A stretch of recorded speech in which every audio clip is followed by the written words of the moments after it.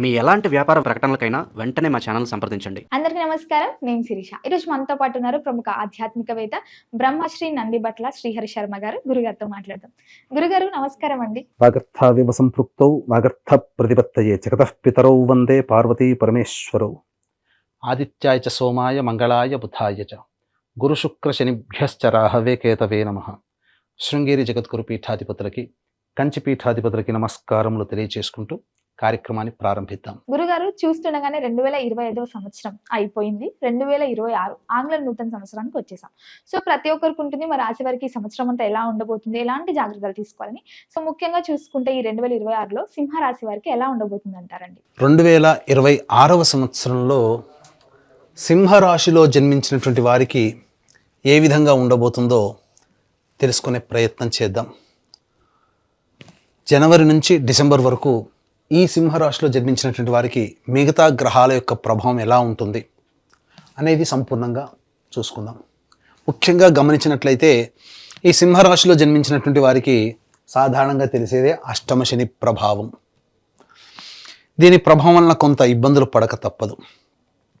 కానీ కాచుకొని కాపాడగలిగే గురుగ్రహం యొక్క అనుగ్రహం ఈ సింహరాశి వారికి బాగుంది.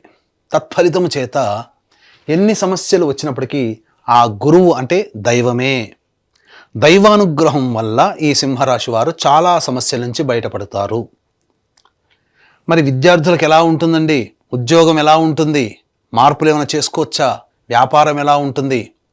దాంపత్యం, వివాహం, ఇలా అన్ని రకాలుగా ఎలా ఉండబోతుందనే విషయాన్ని ఒక్కొక్కటిగా మనం తెలుసుకునే ప్రయత్నం చేద్దాం. ముఖ్యంగా ఈ యొక్క సింహరాశిలో ప్రధానంగా జన్మించినటువంటి వారికి గురువు లాభస్థాన స్థితి ఉండడం ఇది చాలా యోగదాయకంగా చెప్పవచ్చు. ఎందుకనంటే మార్చి 14వ తారీఖు వరకు ఈ గురువు వక్రీకరించి ఉండడం, దశమ ప్రభావం ఉండడం, ఈ కారణం చేత సంఘంలో పేరు ప్రతిష్టలు పెరుగుతాయి. మీ మాటకి విలువ పెరుగుతుంది. పేరు ప్రతిష్టలు కలిగిన వ్యక్తులు మీకు పరిచయం అవుతారు. అన్ని విధాలుగా ఉన్నతమైనటువంటి స్థానానికి చేరుకుంటారు. మార్చి 14 నుంచి జూన్ 1వ తారీఖు వరకు గురువు లాభస్థానంలో ఉండడం ఇది చాలా మేలు చేస్తుంది. జూన్ 1 నుంచి అక్టోబర్ వరకు కూడా ఈ గురువు 12వ స్థానంలో వ్యయస్థానంలో స్థితి పొందినటువంటి కారణం చేత ప్రధానంగా సద్వ్యయమే అవుతుంది. దైవ దర్శనం కలుగుతుంది. దైవ కార్యక్రమాలు పాల్గొంటారు. సేవా కార్యక్రమాలకి ధనం వెచ్చిస్తారు. అంటే ఇంచుమించు ఈ సంవత్సరం అంతా కూడా ఈ సింహరాశి వారికి గురువు సదా తోడై ఉంటున్నాడు. ఆఖరి 2 నెలలు నేను గొప్ప అనే స్థాయికి వెళ్లకుండా ఉండి అందరితో పాటే నేను అనే తత్వాన్ని గనక చేసుకున్నట్లయితే తప్పకుండా ఈ సింహరాశి వారు ఈ సంవత్సరం 2026 సంవత్సరం అన్ని రంగాలలో విజయాన్ని పొందుతారని చెప్పవచ్చు. సహజంగా సింహరాశి వారికి కాస్త రిజర్వ్డ్ మెంటాలిటీ, బిడియం ఎక్కువగా ఉంటుంది. ఎవరితో తొందరగా కలవలేరు. అన్నీ వారికి తెలిసి జరగాలి, అన్నీ నా అదుపాజ్ఞంలోనే అందరూ ఉండాలి అనే తత్వం అన్ని రాశుల వారికంటే కాస్త ఎక్కువగా ఉంటుందండి. తప్పదు, మరి రాశి స్వభావమే అంత. కాబట్టి ఇటువంటి తత్వాన్ని తగ్గించుకుంటే శని వలన వచ్చేటువంటి దుష్ప్రభావం తగ్గుతుంది. ఎప్పుడైతే శని ప్రభావం తగ్గుతుందో దైవం అనుగ్రహం ప్రభావం పెరుగుతుంది. దైవం ఉంటుంది, అనుగ్రహం ఉంటుంది. దైవం అనుగ్రహం శని ప్రభావం తగ్గించడానికే గురు రూపంలో మిమ్మల్ని కాపాడుతూ ఉన్నాడు. కానీ ఇన్ని విధాలుగా చూసుకున్నప్పటికీ కూడా అక్కడ అహం, నేను అనే దాన్ని మీరు తగ్గించుకోండి. అన్నీ గురువే చూసుకుంటాడు. ఇది సింహరాశి వారికి చెప్పవచ్చు. ఇక ఈ యొక్క సింహరాశిలో జన్మించినటువంటి విద్యార్థులు ప్రథమ శ్రేణిలో విద్యార్హతని పొందుతారు. ఉన్నత విద్యని పొందే అవకాశం ఎక్కువగా ఉంటుంది. అంతేకాకుండా విదేశీయానము, విదేశీ విద్యకి సంబంధించి జూన్ 1 నుంచి అక్టోబర్ 31వ తారీఖు వరకు అన్ని విధాలుగా అనుకూలమైనటువంటి యోగ కాలముగా ఈ సింహరాశి వారికి చెప్పవచ్చు.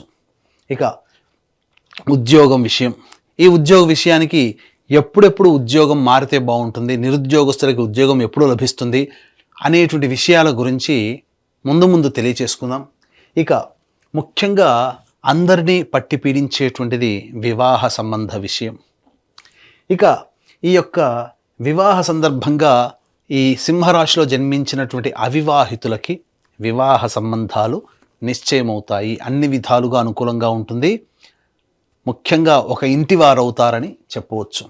ఈ సింహరాశిలో జన్మించినటువంటి వారికి ఇదివరకు ఉన్నటువంటి దాంపత్య సమస్యలు ఏవైతే ఉంటాయో అవన్నీ కూడాను తొలగిపోయి ఆనందకరమైనటువంటి జీవితాన్ని, మాధుర్యమైనటువంటి జీవితాన్ని పొందుతారు. దాంపత్య సమస్యలు చాలా మటుకు తొలగిపోతాయి. ఆఖరి 2 నెలలు మాత్రం జీవిత భాగస్వామితో కానీ వ్యాపార భాగస్వామితో కానీ అహంకారంతో ప్రవర్తించకూడదు. నా మాటే నెగ్గాలి అనే తత్వాన్ని తగ్గించుకుంటే అన్ని విధాలుగా దాంపత్యము, వ్యాపార భాగస్వామ్యంలో మీకు విలువ పెరుగుతుంది అని చెప్పవచ్చు. ఇక ఆరోగ్య విషయానికి వచ్చేసేసరికి ప్రధానంగా ఈ యొక్క సింహరాశిలో జన్మించినటువంటి వారికి ఐరన్ డెఫిషియన్సీస్తో కొద్దిగా పరిచయగానే అలసిపోయే తత్వము, శ్వాస ఎక్కువగా తీసుకోవడము, వైరస్ సంబంధమైనటువంటి అనారోగ్య సమస్యలు ఎక్కువగా గోచరమవుతున్నాయి. కాబట్టి జాగ్రత్తలు పాటించండి. ఆగస్టు, సెప్టెంబర్, అక్టోబర్, నవంబర్ ఈ 5 నెలలు జాగ్రత్తలు పాటించడం. ఎందుకు చెప్తున్నానంటే ఆగస్టు, సెప్టెంబర్, అక్టోబర్, నవంబర్ ఈ 4 నెలలు, డిసెంబర్ 10వ తారీఖు వరకు జాగ్రత్తగా ఉండండి. అనవసరమైనటువంటి దూర ప్రయాణాలు చేయకండి. ఆరోగ్య సంబంధముగా ఇబ్బందులు ఎదుర్కొనే అవకాశము ఈ యొక్క సింహరాశిలో జన్మించినటువంటి వారికి గోచరమవుతుంది. విదేశీయానము సంబంధించి ఇంతకుముందు చెప్పుకున్నట్టుగా జూన్ 1వ తారీఖు నుంచి అక్టోబర్ 31వ తారీఖు వరకు విదేశీయానము, దూర ప్రాంత ప్రయాణాలకి సంపూర్ణంగా సూచన. ఆ సమయంలో మీరు దూర ప్రాంత ప్రయాణాలు చేసే అవకాశం ఉంటుంది. ఈ సింహరాశిలో జన్మించినటువంటి వారికి ప్రథమార్థం కంటే ద్వితీయార్థము ప్రధానంగా రాజకీయ రంగంలో ఉన్నటువంటి వాళ్ళకి పలుకుబడి పెరుగుతుంది. నామినేటెడ్ పోస్ట్ కానీ ఏదైనా ప్రభుత్వపరమైనటువంటి పదవి కానీ రాజకీయ రంగంలో ఉన్నటువంటి వారికి యోగం జూలై నుంచి ప్రారంభమవుతుందని చెప్పవచ్చు. ఇక వ్యాపార రంగంలో ఉన్నటువంటి వాళ్ళకి ముఖ్యంగా గురువు అనుగ్రహం సంపూర్ణంగా ఉండడం వల్ల వ్యాపార రంగంలో వ్యాపార విస్తరణకి ప్రధానంగా మే వరకు కూడా అనుకూలంగా ఉంటుంది. జనవరి నుంచి మే వరకు కూడా వ్యాపార విస్తరణ, వ్యాపార అభివృద్ధికి, ధనప్రాప్తికి సింహరాశి వారికి చాలా యోగకాలముగా ఉన్నదని చెప్పవచ్చు. ముఖ్యంగా రెస్టారెంట్ బిజినెస్, ఫుడ్కి సంబంధించినటువంటి బిజినెస్లో ఉన్నవాళ్ళు, హోటల్స్, రెస్టారెంట్, అలాగే రోడ్ సైడ్ వెండర్సు, పండ్ల వ్యాపారస్తులు, ఎఫ్ఎంసీజీ ప్రొడక్ట్సు, సూపర్ మార్కెట్స్, అలాగే జ్యువెలరీ రంగము, విద్యా సంస్థలు, కళాశాలలు నడిపేటువంటి వాళ్ళు, అలాగే దైవ సంబంధమైనటువంటి వృత్తుల్లో ఉన్నటువంటి వాళ్ళు, తీర్థయాత్రలు చేసేటువంటి వ్యాపారస్తులు, వీళ్ళందరికీ కూడా అనుకూలంగా ఉండబోతుంది.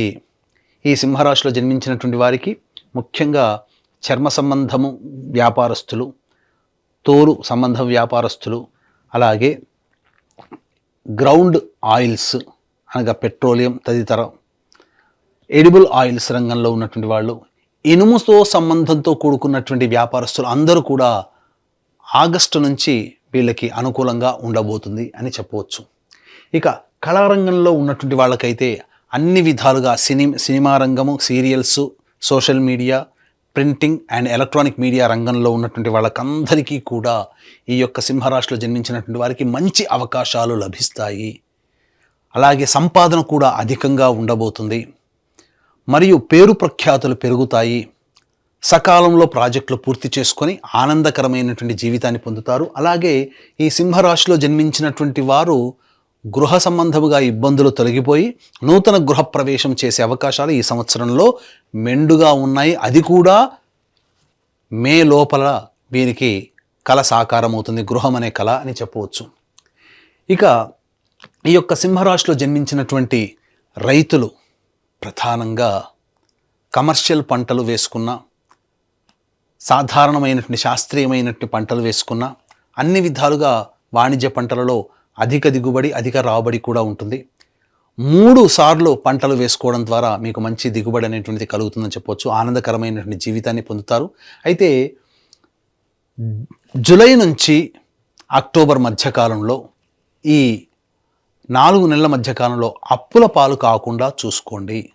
ఇది మీరు మీ దగ్గర ఉన్న డబ్బుతోనే మీరు అంటే కాళ్ళు ఉన్నంత వరకే చాచాలి, కాళ్ళు చాచుకోవాలి, మనసు వెళ్ళేంత వరకు వెళ్ళకూడదు అనే విషయాన్ని గుర్తుపెట్టుకొని రైతులు వ్యవహరిస్తే అన్ని విధాలుగా సంబంధించినటువంటి యోగం అనేటువంటిది ఈ యొక్క సింహరాశిలో జన్మించినటువంటి వారికి ఉండబోతుంది.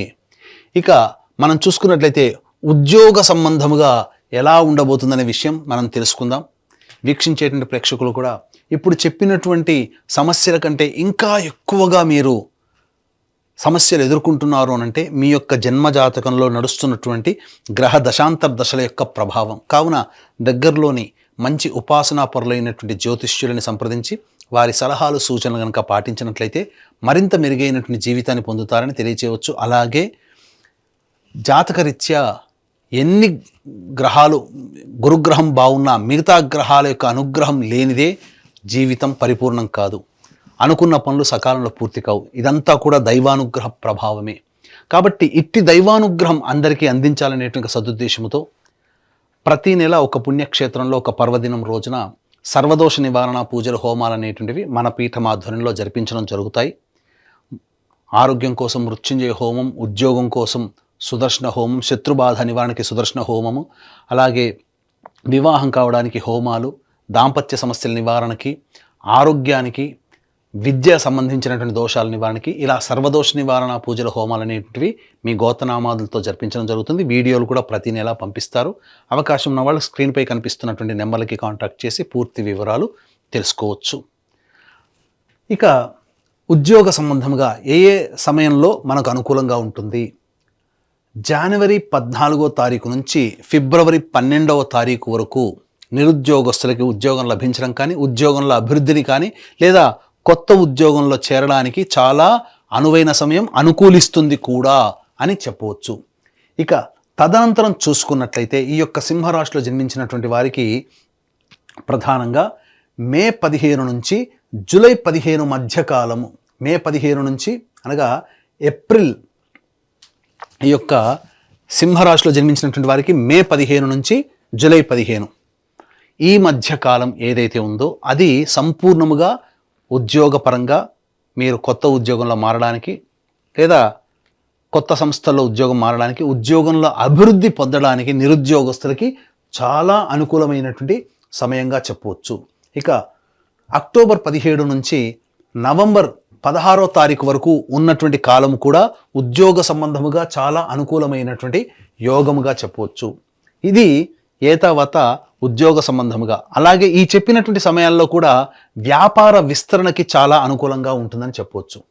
ఇక గమనించుకున్నట్లయితే ఈ యొక్క సింహరాశిలో జన్మించినటువంటి వారు ప్రధానంగా దాంపత్య సమస్యలతో ఇంతకుముందు గ్రహాల స్థితిగతులను బట్టి మనం చెప్పుకున్న మార్చి 14 వరకు కూడా భాగస్వాములతో కానీ, జీవిత భాగస్వామితో కానీ, వ్యాపార భాగస్వామితో కానీ సంయమనం పాటిస్తూ ముందడుగు వేయండి. అలాగే ఈ మార్చి 14 నుంచి ఏప్రిల్ 1వ తారీఖు వరకు సమయం అనుకూలంగా లేదండి. ఆకస్మిక ప్రమాదాలు కానీ, శస్త్రచికిత్సలు కానీ, డాక్టర్ని సంప్రదించాల్సినటువంటి పరిస్థితులు కానీ గోచరమవుతున్నాయి. అలాగే ఏప్రిల్ 2 నుంచి ఈ ఏప్రిల్ నెల మొత్తం కూడా న్యాయ సంబంధమైనటువంటి వ్యవహారాల్లో తలదూర్చాల్సినటువంటి పరిస్థితి, ఆస్తి తగాదాలు ఉండేటువంటి అవకాశం ఉంటుంది. లేదా ప్రభుత్వపరమైనటువంటి పన్నులు మనం కట్టాల్సినటువంటి పరిస్థితి వస్తుంది. ఇక మే 1 నుంచి జూన్ 19వ తారీఖు వరకు కూడా అకారణమైనటువంటి విరోధాలు పెరుగుతాయి, ఆకస్మికమైనటువంటి ఇబ్బందులు కలుగుతాయి, కోపతాపాలు పెరుగుతాయి. కాబట్టి సంయమనం పాటించండి. జూన్ 20వ తారీఖు నుంచి ఆగస్టు 1వ తారీఖు వరకు కూడా అన్ని విధాలుగా ఆనందదాయకంగా ఉంటుందని చెప్పవచ్చు. మంచి యోగదాయకమైనటువంటి పరిస్థితిలో ఉంటారు. అలాగే ఈ ఆగస్టు 2 నుంచి సెప్టెంబర్ 17వ తారీఖు వరకు కూడా ఖర్చులు అధికంగా ఉంటాయి. మీరు వాహనాల్ని అమ్మడం కానీ, గృహాల్ని అమ్మడం కానీ, ఏదైనా ఒక వస్తువు మీ నుంచి చేజారిపోవడం కానీ జరుగుతుంది.